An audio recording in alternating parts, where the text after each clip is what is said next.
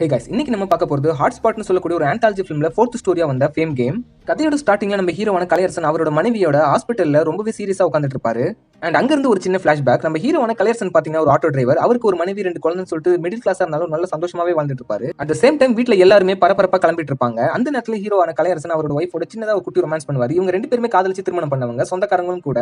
And இவங்க எல்லாருமே குடும்பமா எங்க கிளம்புறாங்கன்னு பாத்தீங்கன்னா ஒரு டெலிவிஷன் ரியாலிட்டி ஷோல தங்களோட குழந்தைகளை பார்ட்டிசிபேட் பண்ண வைக்கிறதுக்காக.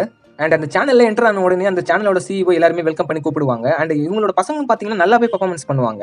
சோ அக்காவும் தம்பியும் அவங்களோட டேலண்ட் காட்டி அந்த ஆடிஷன்ல எப்படியோ பாஸ் பண்ணிடுறாங்க. இதனால கலையரசனும் அவங்க ஒய்ஃபும் ரொம்பவே சந்தோஷப்படுறாங்க. அண்ட் பிரசன்ட் டேல பாத்தீங்கன்னா ஹாஸ்பிட்டல் இருக்கிற டாக்டர் நேரா வந்து கலையரசன் கிட்ட ஏதோ ஒரு விஷயத்த சொல்றாங்க.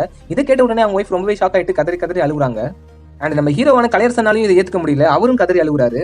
And again flashback. ஒரு பக்கம் ஆடிஷன்ல சூப்பரா பெர்ஃபார்ம் பண்ண நம்ம ஹீரோவோட பொண்ணு பாத்தீங்கன்னா அடுத்த லெவல் மூவ் ஆயிட்டே இருக்காங்க. இதனால அவங்க ஃபேமிலிக்கு ரொம்பவே சந்தோஷம்.